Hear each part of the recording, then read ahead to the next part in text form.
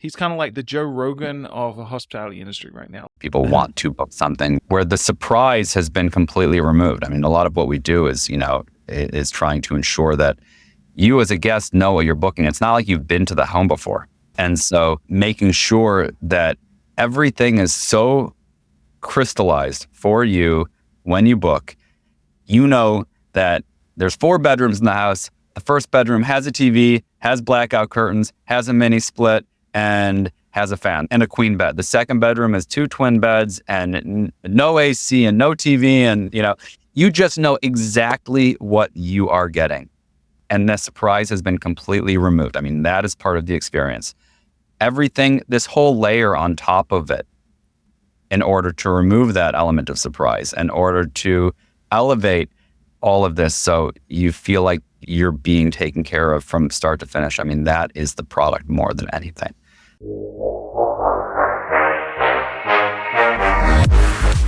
You're listening to Slick Talk, the hospitality podcast, a podcast for those who are in and around the hospitality industry who love, live, and breathe what they do. You can join us for candid and unscripted conversations with hospitality experts and founders as we go deeper into their personal stories while they're sharing their triumphs and trials that got them to where they are today. I'm your host, Will Slickers, and you're listening to an episode of Slick Talk, the hospitality podcast. Now, let's begin.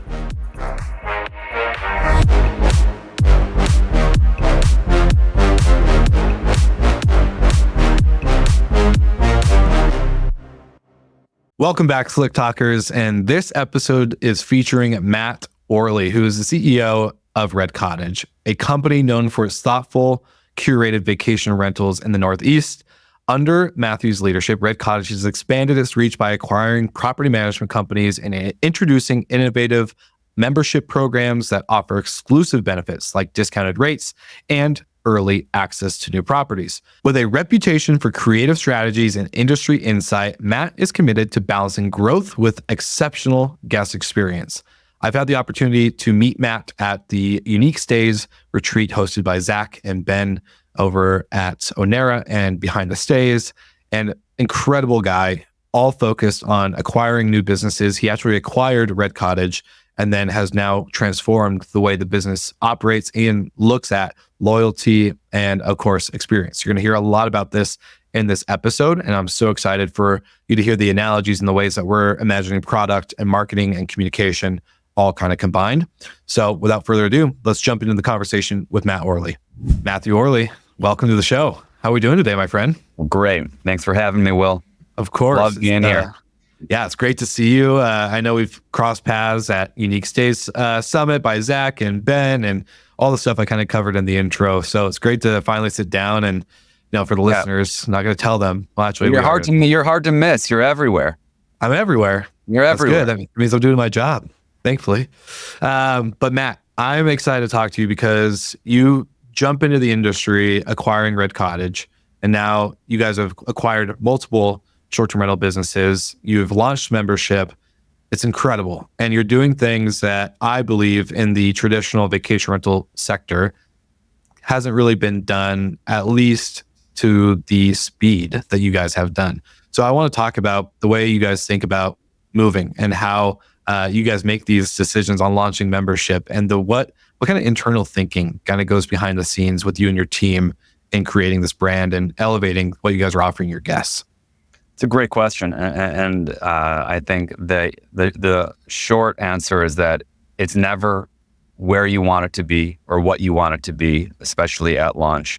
And I mean, the membership was always something that I was thinking about from the time that I came into this business and this industry, only because you want to find a way to build recurring revenue into this kind of business. It's not easy to do so. And we were trying to figure out how to work it into the software for so long, and they just never were aligned. And, by the time that we finally did decide to launch, it was just this feeling of, let's rip this Band-Aid off, because we know that we can do this.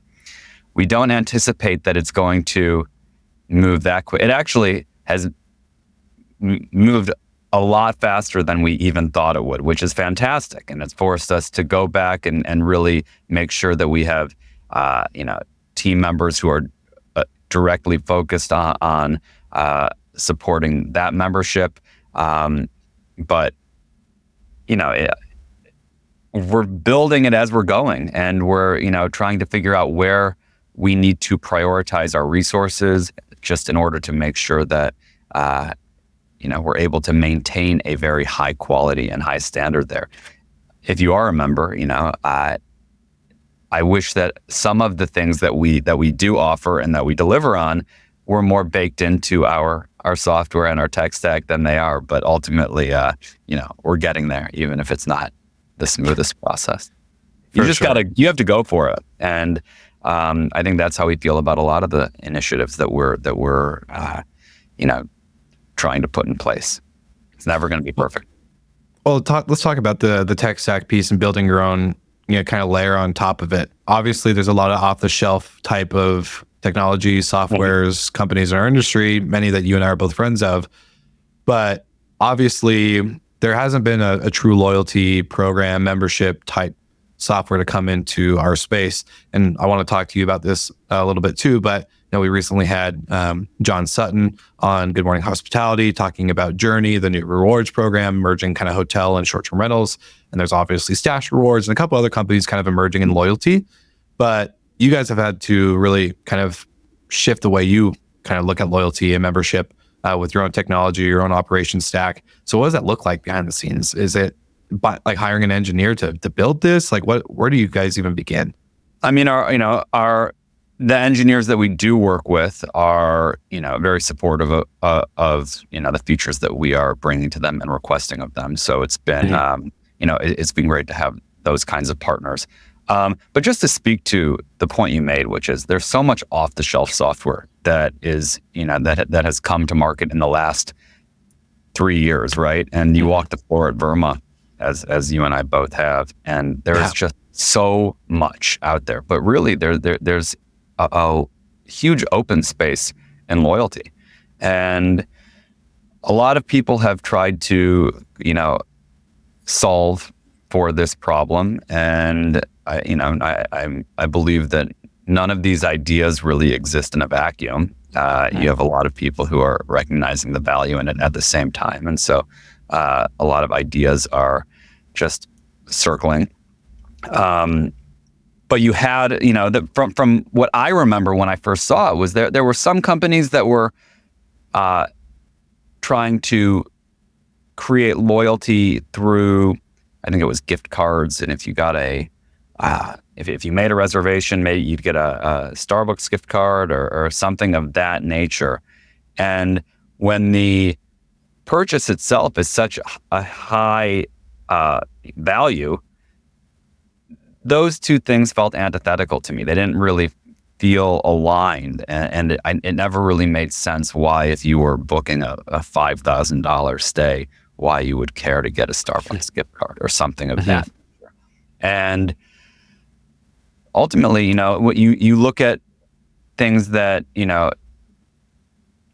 issues that the OTAs are experiencing, and the things people complain about when they're booking through Airbnb, and all of that sort of filters into, well, how can I create a better experience for my customers who are coming to us direct, and what do they want? They want better pricing, they want to be taken care of, they want to feel like they are given more consideration as they're booking, they want to be taken care of. And I think we do that in spades. And we've created a system now where you are a member, you're getting preferred rates, we're waiving fees. A lot of guests we waive cleaning fees for, which is, I think, a huge, value add. We know all about you. If you're coming to us, we know what liquor you want, and we're making sure it's at the house. We know how you like your your fridge stocked. We know if you have a dog, and how, and making sure that maybe there's a dog bowl there with the name on it. I mean, there's so much you can do to create an emotional connection with that guest. And more than anything, I mean, that's what the membership is about. There's all of these other things that you can add on just to create more incentive for them to book, right? But ultimately, once they have booked, they just want to feel like you know them and you're doing everything you can to take care of them. And I think, software aside, and the functionality of the site, aside, that's what the real importance of the membership is. All right, Slick Talkers, you are hearing this first on the show. We are welcoming a new partner for the next year at least.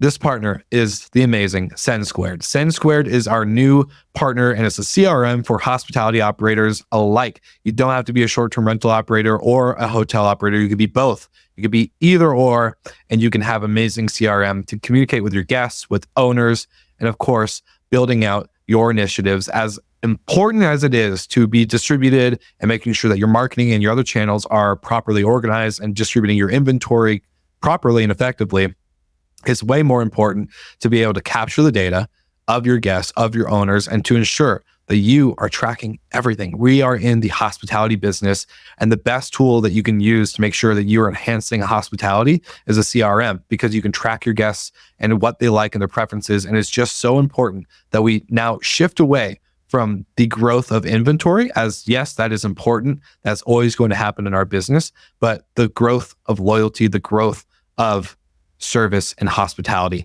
And a great CRM through our partners at Send Squared is the number one solution. So we are going to have a link in the show notes that you can sign up today, check out the team, check out the product, let me know what you think. And of course, let the team know that we'll send you from Slick Talk, as they love to take great care of you. Thank you guys so much for tuning in the episode. And now we're back to the episode with Matt Orley.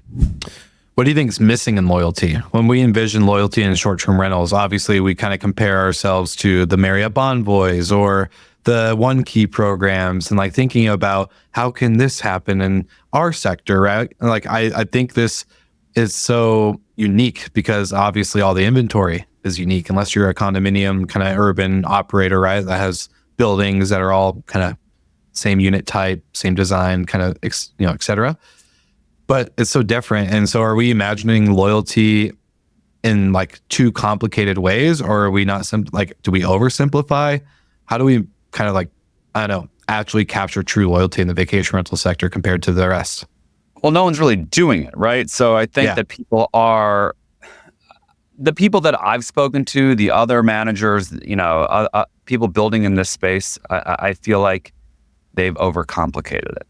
And the common refrain is that, oh, well, how do we create loyalty or perks when we don't own the inventory? And for us, we own a partial amount of our inventory. The business is definitely driven by third-party contracts. But that is really, I think what people sort of lean into when they're concerned or worried or not sure about how they're going to build that in their business. And I think I hear that, and really I think it's overcomplicating it, because I think ultimately at the end of the day, your owners want to feel like you are maximizing not only their revenue, but also their competitiveness in the markets that they're in. And there is such a glut of supply. I mean, in every market that we're talking about, there is so much competition. And the more you can do to create a direct funnel from your guest to your owners and your portfolio, I mean, that is the value add that you're providing as a PM that no one else can do. And I think that it's one of those things that you have to really be gung-ho about. It's just a more innovative way of approaching the space. And it's ultimately, it bears fruit for sure. I saw a report recently through the Hotel Tech Report website, kind of about how, a bunch of technology providers, mostly in the OTA sector, channel management side of things, talking about how guests are demanding everything now, or going to demand everything. Do you see that? Guests are challenging. I'm not gonna deny that. Guests expect a lot, and they want a lot. And as the vacation rental segment has changed and evolved, their expectations have, have evolved in line with that. And I don't think any of it's unreasonable, right? But you look at where we are now, especially post-COVID, it's a completely different space than where, Airbnb was in the first 10 years of its business. And we're here to provide we're here to keep up with that and provide that service and make sure we're meeting those expectations. All right. So let me throw another kind of curveball at you then. I was talking with Simon Lehman at VRMA. We sat down, recorded a podcast Great guy. talking about Like Simon. Yeah, great guy. Shout out to Simon. And talking about not accreditation, but certification to be an operator, right? There, in order to drive on the road, you have to have a driver's license. You have to go to the DMV, take the test, do the driven test, get your permit, get your license, whatever. There's a whole process to that. And Simon kind of talks about, the barrier to entry in our industry has kind of been too low over the last couple of years. During COVID, everyone could get an apartment or take your parents' second home and list it up on Airbnb, and basically there you go. You're making a little bit of money. And obviously we've seen the bottom fall out, I think, a little bit. We see a lot of operators that jumped in, maybe did it full time. Now they can't justify full time. It's not making enough revenue. They put it on longer term markets, mid stays, whatever. Do you think our barrier to entry is too low? And I'm asking this because of the preference of you guys have acquired companies. So obviously we need people to get in this space in order for bigger players and players like you that are coming in to try to consolidate to do their thing, right? Obviously we have to have people entering in this industry, but what kind of verification or process or permit or license do you even think we should have one when it comes to being a professional short-term vacation rental manager? Or do you think it should be kind of the way it is, where if you have a secondary home, obviously if you're just trying to host, you don't need to get a license or whatever, you just do your thing. But if you're trying to grow a business, a real company with employees, the housekeepers, and it's an interesting question, and there's two sides to it, especially as one might be coming to it through the lens of looking to of trying to acquire more businesses. And on the one side, the barrier to entry definitely is low, without a doubt, and so much so that you have the Airbnb co-host program, which is meant to further incentivize, individual managers to take on, more units and have a much easier and more direct path to growth, right? Well, it is in the best interest of the OTAs to lower that barrier further. At the same time, I think that creates more fragmentation. It creates more PMs with smaller portfolios. And to say nothing of the units themselves and the quality of the units, I mean, what we know is that, there is so much supply that what is ultimately performing are the investment grade, amenitized homes.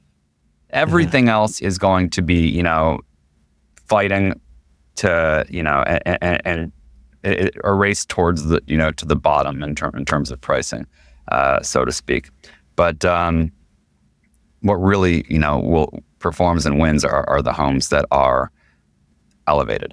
But with respect to these, smaller PMs, now that they have, 10 or 15 units, I mean, there are a plethora of them, and they're all over the country, and the barrier to entry being so low has only further accelerated that. And so for us, it's not a horrible thing, because it creates opportunity where, to the point you made, it's a very hard business to build and to run. It's very operationally challenging, especially when you're broad and you're across so many micro markets. I mean, we're very geographically consistent at Red Cottage, where we're across this Northeast region. But even within that, I mean, are so many different pockets that operate in such different ways that have very different regulatory risks associated with them.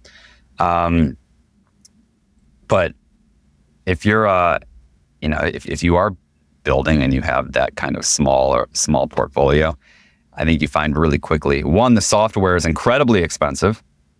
Mm-hmm. Can talk about, software pricing all day long. And just operationally, it's very, very challenging. I mean, the labor dynamics in the industry are very hard. And so, you'll end up, I think we'll see a lot of smaller portfolios that get to a point where they need more support and they need more staff and they'll need to sell. And so as a buyer, it's not a bad thing. Especially when you're so driven by by a high quality portfolio, and that that's what you're looking for in terms of the individual units. Ultimately, there are very few large portfolios that ultimately have consistent quality across all of them, right? You tend to find that, it's the smaller portfolios that have maintained that. Once you achieve some scale, it's hard to ensure that every unit you have is,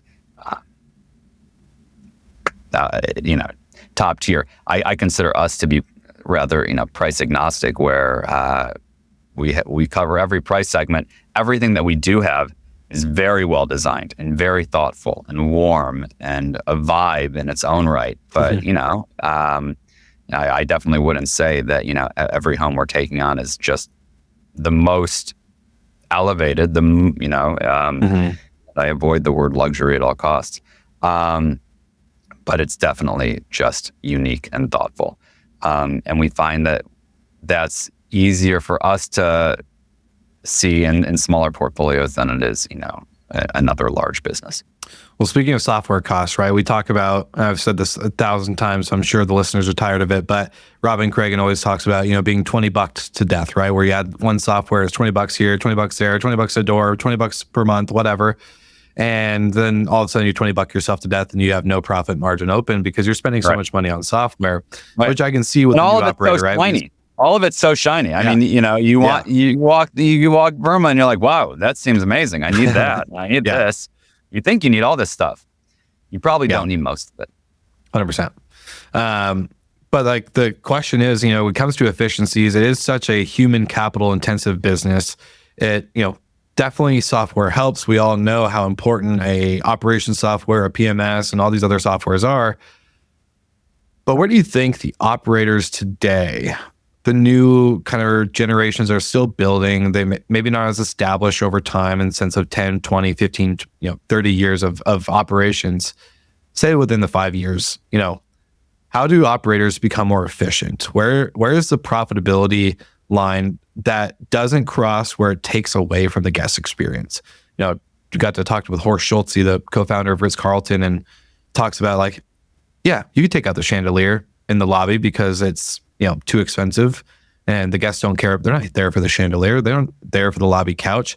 But when you do start taking things away and trying to be more efficient, eventually you start taking away from what the guests truly value. Not saying that they value the chandeliers or the couches, but it starts with that and it works its way to the guests.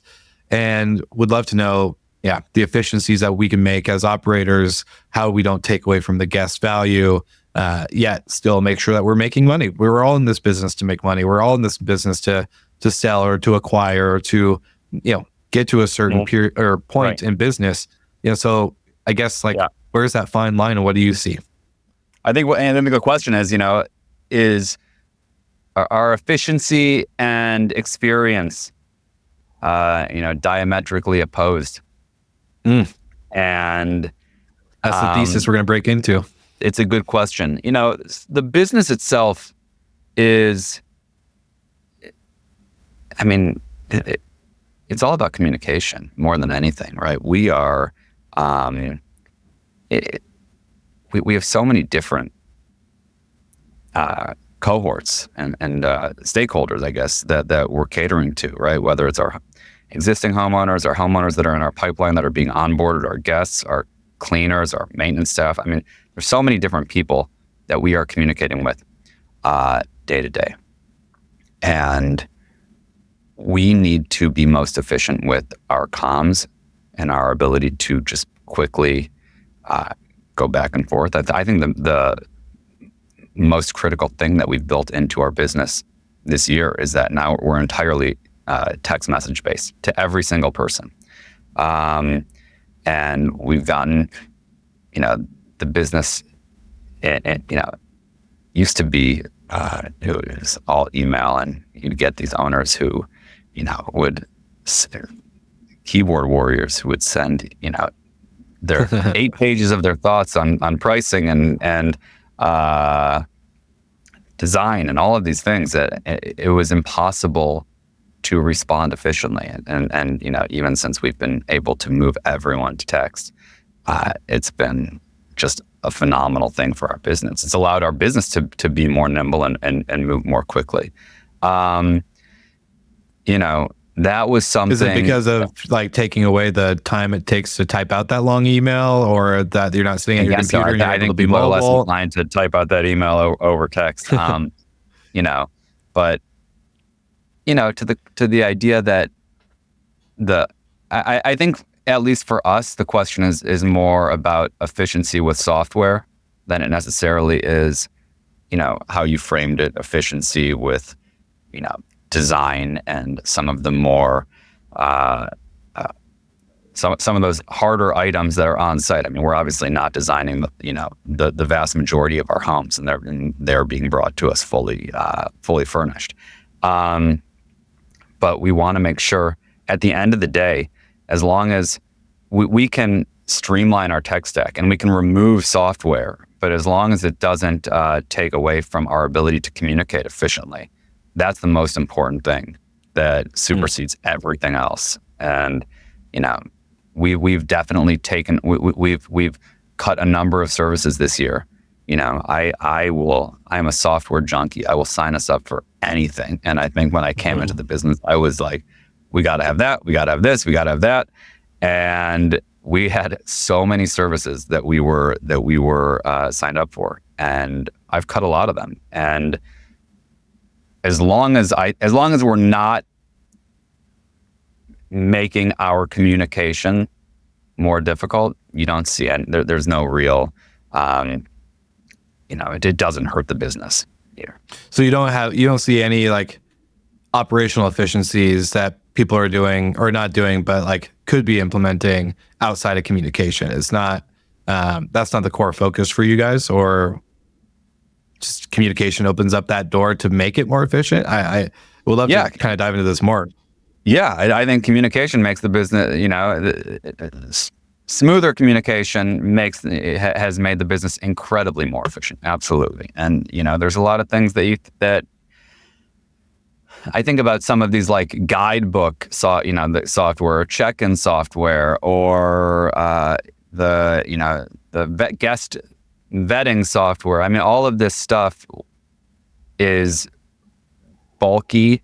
It is expensive, and I think in having really efficient and smooth communication with the guests from the moment they're booking and the moment they're engaging with you, I think you do away with a lot of the need for all of this other stuff that seems shiny, but it is just adding to your tech debt. So good communication requires less softwares, which requires less operational headache, basically, is what you're trying to say. That's it. That's it. Okay. That's it. Well, that's a perfect distillation of all of that. Well, I'm trying to break it down because, reading a lot of the news, obviously, we just had the election a couple of weeks ago. I'm looking at like government efficiencies, and stories are coming out right around this, and I'm thinking of like, okay, like how am I being more efficient in my business? What areas am I using AI to speed processes up? Am I creating too many extra steps? I'm a big fan of Six Sigma, so obviously calculating every process, every step to every function within your business or even your life, and how it could be like increasing your efficiency and impact on the goal at hand. And in my head, it kind of comes down to like, oh, let's just chop, this process, and let's make this better, and let's make this prep. That's absolutely. I never think about communication. But I never think about communication. It's all communication. The whole business that we're in is communication. And you have so many people at any given moment who are trying to engage with you, and they want to feel heard. That no one wants to feel like their message is sitting there longer than it needs to. That no one wants to feel ignored, right? Sure. And especially when you have so many homeowners that you're working with, and who are looking for answers and they want answers immediately, right? That the entire business is, it's about communication. It's about improving communication. I'm going to avoid stepping into, any of the, you open the door, to about government politics, and I'm not going to take that bait. But absolutely, we are trying to figure out where we can cut, and there's so much bloat that we've built this infrastructure that is incredible and robust and supports a membership program at scale and allows for us to just maximize our revenue and have these other ancillary revenue opportunities. And right, that is the goal. But we can absolutely at the same time cut out things that aren't directly contributing to that, and without detracting from the guest experience. For our members, even if we don't have all of these things built in, you might have to, there might be one extra step where we have to manually apply a discount here or change this there that isn't reflected automatically on the site as you're going and you're making a booking. It's not a problem as long as, you know how to text us, and you know the number, and you know who you're talking to, and and it's all very smooth, and you just feel like you're being heard. That, circumvents a lot of the need for other things to be perfect. I love that. I promise I wasn't trying to bait you at the politics piece. I don't think you were. I don't think you were at all.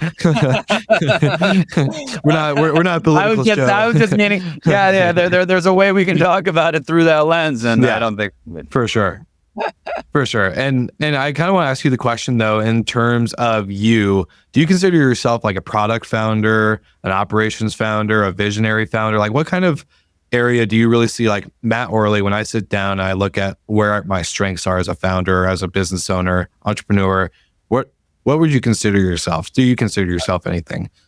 I love the product. I mean, I think I love trying to improve the user journey for anyone who's coming in. How do you ensure that your message is being communicated as clearly as possible, so that whether you're coming in as a homeowner, whether you're coming to us and you're a cleaner and you want to get into our cleaning program, or whether you're a guest, you're trying to make a booking, any of that stuff. I mean, it has to be so.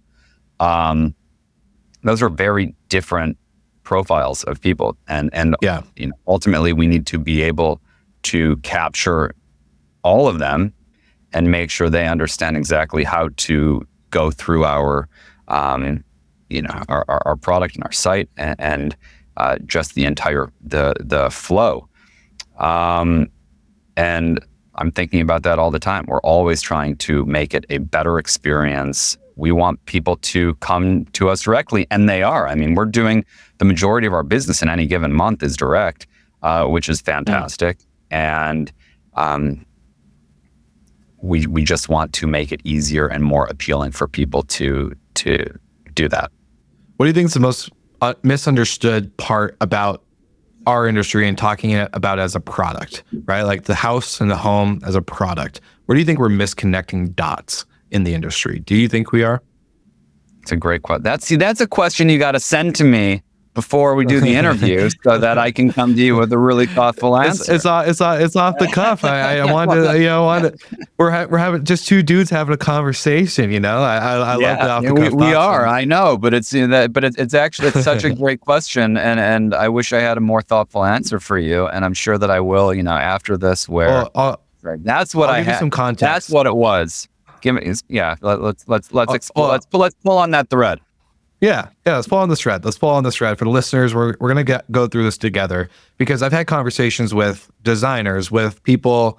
Not only are they really keen with design, but efficient design, making sure that the house actually is functionable for your housekeeping team to clean efficiently and not have to maneuver around all these new fabrics and carpets and all these things. And we look at the home and the experience, I guess you can kind of pull it, and this is me verbally processing, be like, the home itself is a product, but the experience itself is also a product. How are they experiencing that? Through great communication, through great memory making moments, because you have loyalty and membership. Like what, I guess maybe, yeah, I'm not trying to re-ask you a question, but there's, in my eyes, I guess maybe two different products: the experience and the actual, home itself, the people, or the thing that people are purchasing for nightly stays.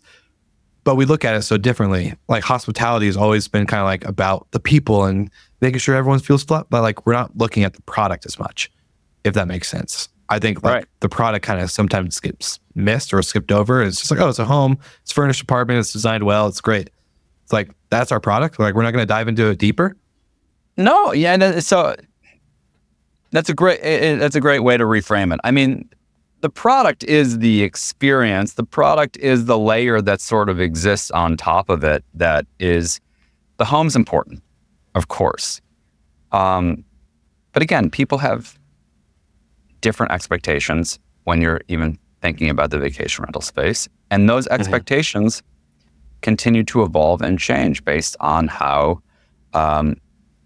much supply comes into the market, based on innovation, amongst PMs and what they are, delivering, based on new OTAs. And now you have, companies like Capital One and Amex come in. I think there's going to be a JP Morgan Chase short-term rental platform of some kind. Even those kinds of businesses, coming in, are creating new sets of expectations for the guest. And the quality of the home is important, completely. There's a lot of competition out there, and people want to book something where the surprise has been completely removed. I mean, a lot of what we do is trying to ensure that you as a guest know what you're booking. It's not like you've been to the home before, right? Yeah. And so making sure that everything is so crystallized for you when you book. That there's 4 bedrooms in the house. The first bedroom has a TV, has blackout curtains, has a mini split, and has a fan. The second, and a queen bed. The second bedroom is 2 twin beds and no AC and no TV, and you just know exactly what you are getting. And the surprise has been completely removed. I mean, that is part of the experience. Everything, this whole layer on top of it, in order to remove that element of surprise, in order to elevate all of this, so you feel like you're being taken care of from start to finish. I mean, that is the product more than anything. And I think that's what we're doing at the highest level, right? For sure. Is that the answer to the question? That. Yeah, no, I like that, because like the product needs to be good, right? The house needs to be well designed, well established, and then of course the communication about that needs to be there, as you mentioned, and then that enhances the experience, which is overall product, right? Like we have to, which is overall product, and that is what you're selling. Yeah, absolutely. Yeah, and maybe let's bring it to a real life scenario. It just kind of popped in my head, and I'm sorry I haven't sent anything over to you. It's just, this is like, I like this conversation. I think the listeners like to know that. They like to know that we haven't, you haven't pre-fed the questions to me. Yeah, we're not scripted here. We're real. But okay, so let's look at the Jake Paul and Mike Tyson fight for a second, because I've had strong opinions about this. I've been waiting for you to bring this up. And I'm surprised it took you this long. Well, okay, so there's many statements about, for listeners, if you don't know who Jake Paul is, big YouTuber, makes multiple brands, all this stuff. Mike Tyson, I'm waiting to hear how you tie the Tyson Paul fight to the vacation rental industry. Just wait. Land this plane. We're about to connect the dots. So there's been statements obviously leading up to this fight that Jake Paul is the biggest and the baddest or the best marketer in the world. And part of me is like, okay, I can see that statement making sense, right? He got tons of eyeballs on that fight. He got Netflix involved. He got Mike Tyson to agree. He got, all these things. He got the women's championship belt fight right before as a co-main event and enhance that woman elevation in sport, athletic sports, in boxing especially. And so, yes, I can see like those things are all great. Tons of eyeballs, tons of stuff. But the overall product, the Mike Tyson fight versus Jake Paul, sucked. The broadcast sucked. Netflix, the biggest streaming platform in the world, can't do live streaming with good quality. The commentators were annoying and awkward. It was not the most best commentating thing where you're just like, what the hell are we listening to? And then the fight was horrible. The fight was horrible. Jake Paul and Mike Tyson barely threw any punches. Jake did and quote unquote won by the scorecard, but in my head, it was a horrible product. So can you call him the best marketer of all time when the product sucked? And that to me is like, how do we, like, I guess the product of vacation rentals, how do we make sure that we're marketing it Depends what you consider the product. It depends what you think of as the product, you know? And that, you know, the fight, I think, was one element of this, you know, long drawn out performance. Okay, communication is key. You know, we're talking about this with Matt. We're talking about technology. We've talked about the efficiencies, and communication is so key. And one of the best ways to not only help you communicate through a CRM or a product like Send Squared is actually through a property management software like Hostfully. So Hostfully integrates all of your properties, your listings into one database, into one software that allows you to control your calendar, even connect dynamic pricing, and of course, communication.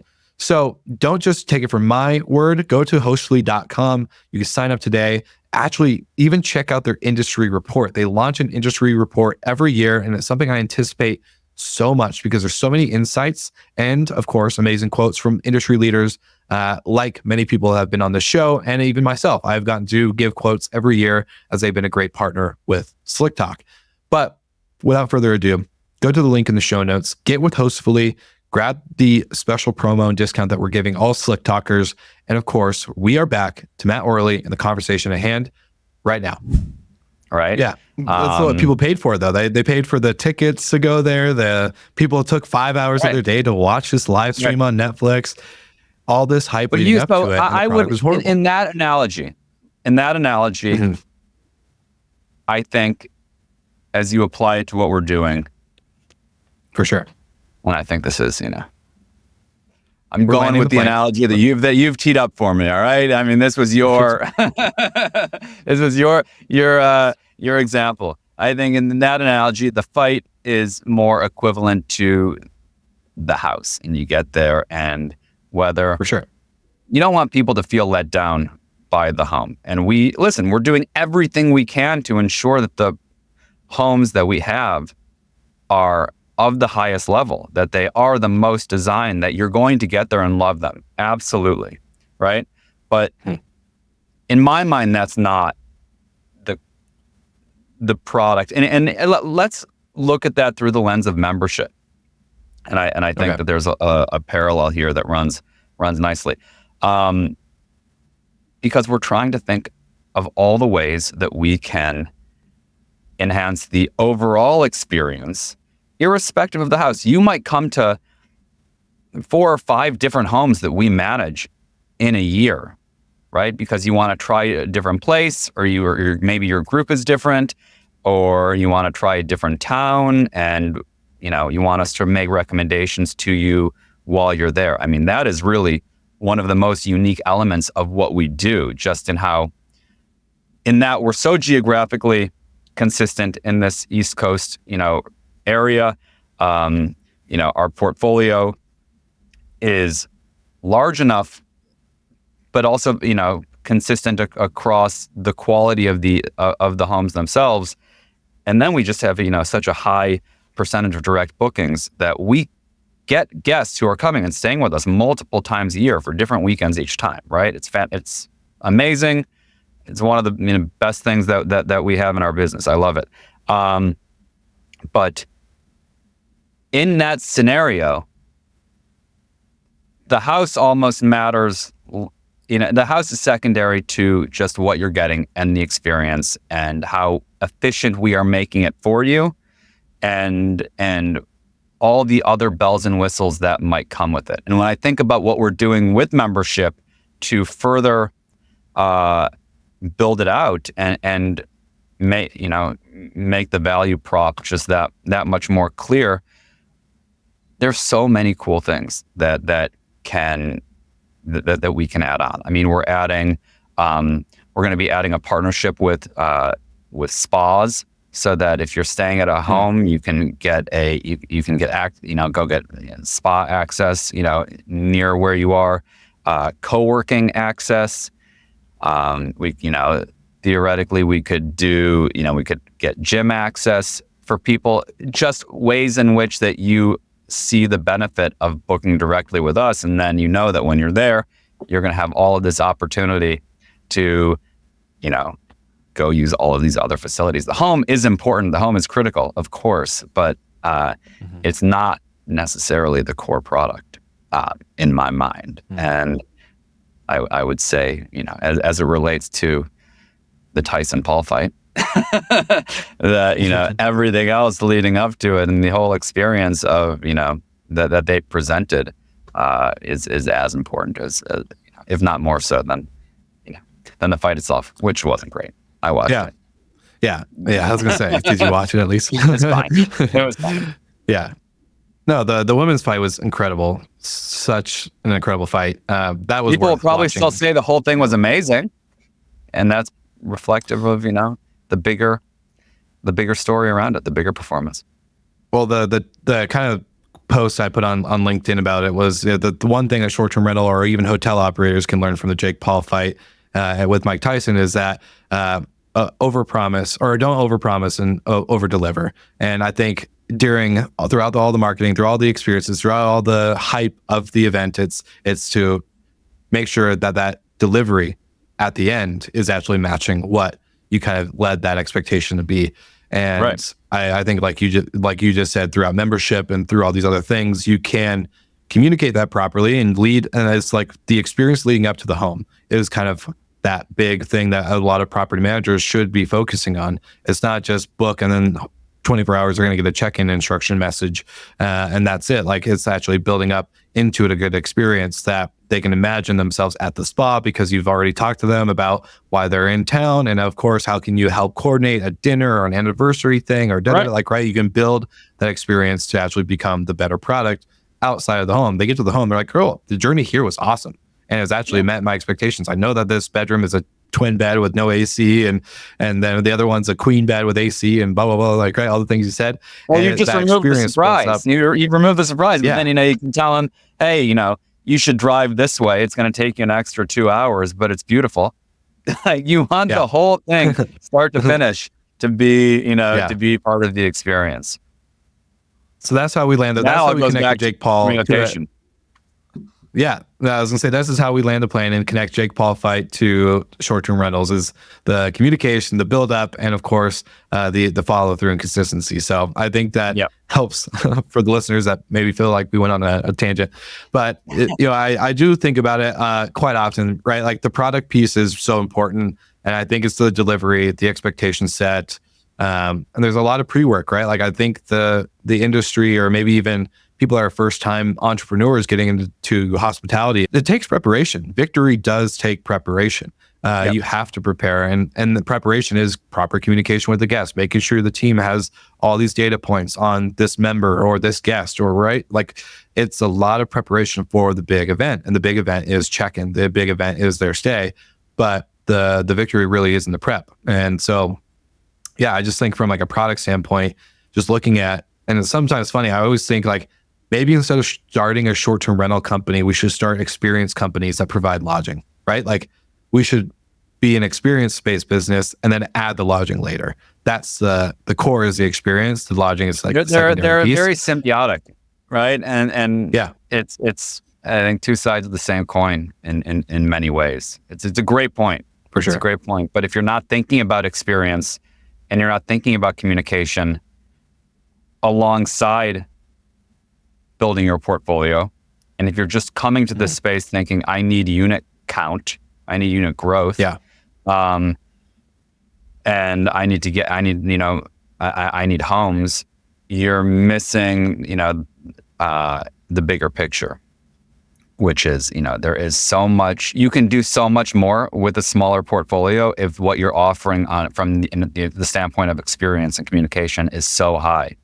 And you can squeeze so much more juice out of that portfolio that you have, and you Totally. really should not be overlooked. I think that's probably the most important message to come out of this, is that those things exist, simultaneously, and they're not mutually exclusive. 100%.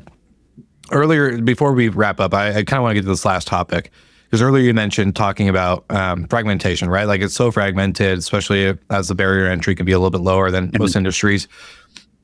One conversation I got really excited about during BRMA, on top of the Simon Lehman thing, was I got to talk to Nir Myman with the Myman Group out in LA. And he was talking about how, companies and property managers in their ultra luxury sector, right? Like, they're not just dealing with vacation homes, they're dealing with mega mansions and all these crazy experiences. But there's a couple other luxury operators. There's Rachel Alday with Abode Luxury Rentals, and there's Robin Cragen with Moving Mountains, and all these companies that focus on luxury, and they actually are collaborative. I hate that word. I hate luxury. The word luxury. I hate the word too, but this is they're the ultimate luxury, in my opinion. I don't think other operators that are posting on Instagram about their vacation home that they just signed being luxury is luxury. It's they have butlers, they have concierge, it's a real experience business. And so my thing is they're collaborative, right? They're not looking at their inventory as exclusive. Yes, they have exclusivity in the sense of signed contracts and operations, but they're like, hey, if I'm sold out, I can have my guests go to your place. I can help book, a Moving Mountain property rather than a Myman Group property.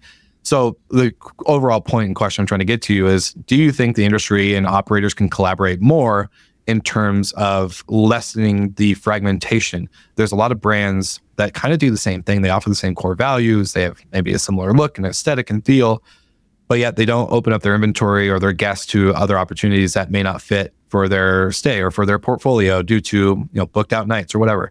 So do you think we can collaborate more as operators in order to enhance what we're trying to do in hospitality, not just in portfolio growth? Yeah, that's a tough question. Because, listen, for most PMs, the North Star for them is portfolio growth, right? And unit count. And we know that to be true. In order to build a business in this space, you need scale. And it is very competitive. It's incredibly competitive. We are building things to stand out and further create a moat in our business and create stickiness in our ecosystem for our guests and our homeowners alike, so that people have more reason to be with us and stay with us. And I think that value prop is very clear, and we have amazing loyalty. With that being said, every week I'm seeing, other PMs who are trying to come in and, sending emails to owners and poach our owners and and our owners send this stuff to me all the time. Like, hey, have you heard of this PM or that PM that's trying to solicit me? And it makes it hard to be collaborative. And, when you see that, I think it's probably easier if you are doing so with PMs who are outside of your area. Obviously, Nir's in LA. Yeah. And, if it's, we definitely have really good relationships and partnerships with other groups that are not necessarily in our specific area. And we are, always trying to operate in good faith, but at the same time, there's plenty of people who aren't. So it's a competitive space, and I think that's a good thing. I think it's great. There's a lot of people who want to get into it. Yeah, I don't think there's a right or wrong answer. I just want to hear your opinion. So nothing my else. Opinion is I'm always open to collaboration and and partnership and within reason. Yeah, within reason. Yeah, no, it makes sense. And it's just, it's always an interesting piece because I never heard of it kind of explained the way Nir did when it came to exclusive inventory and non-exclusive. So it's like having a kind of two portfolio mix, to be able to offer, more crossovers and To take an example, I've seen in some areas that we service, there are other PMs and there are new entrants coming into market who are looking for scale, and they have non-exclusive inventory on their site. But at the same time, that any of these groups, the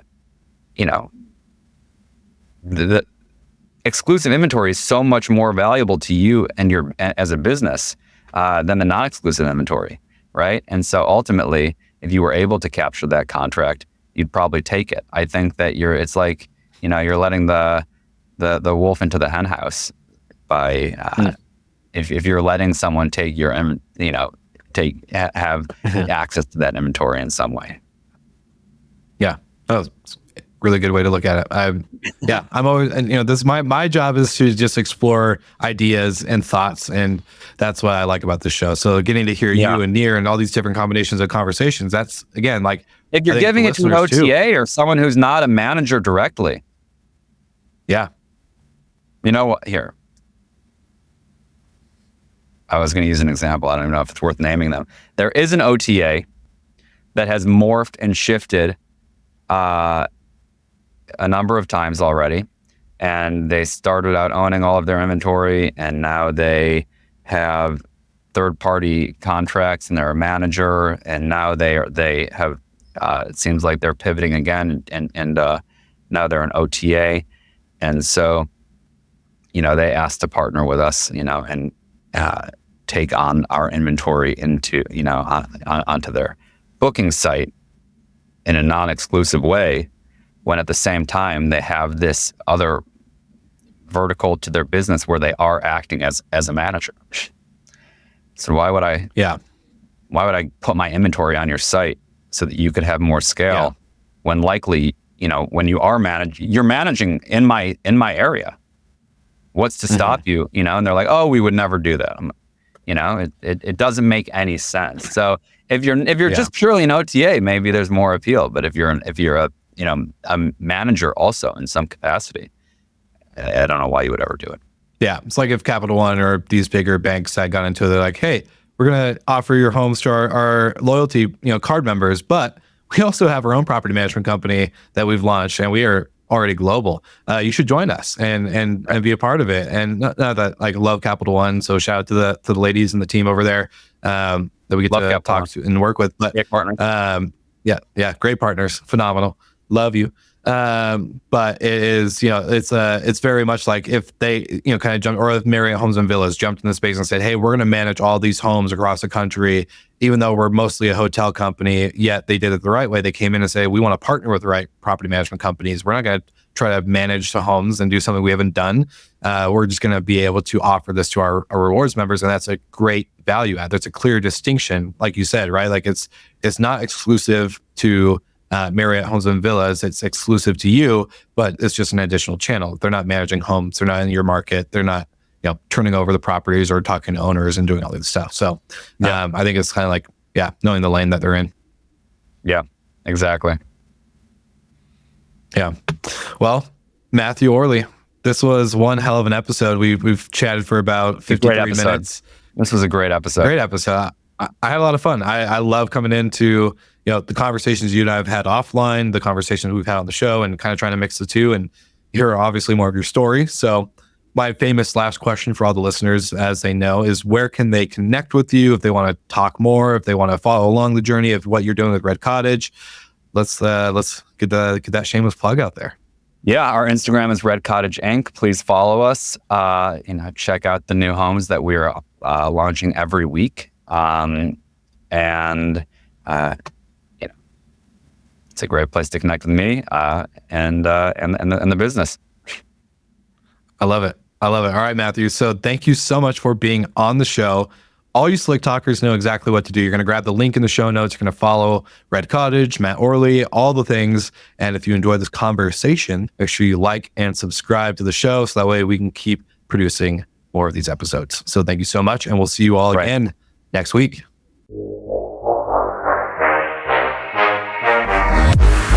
Thank you so much for listening, and thank you to our show partners for making Slick Talk, the hospitality podcast, possible. We hope you enjoyed the show, and we would love to connect with you outside of the podcast.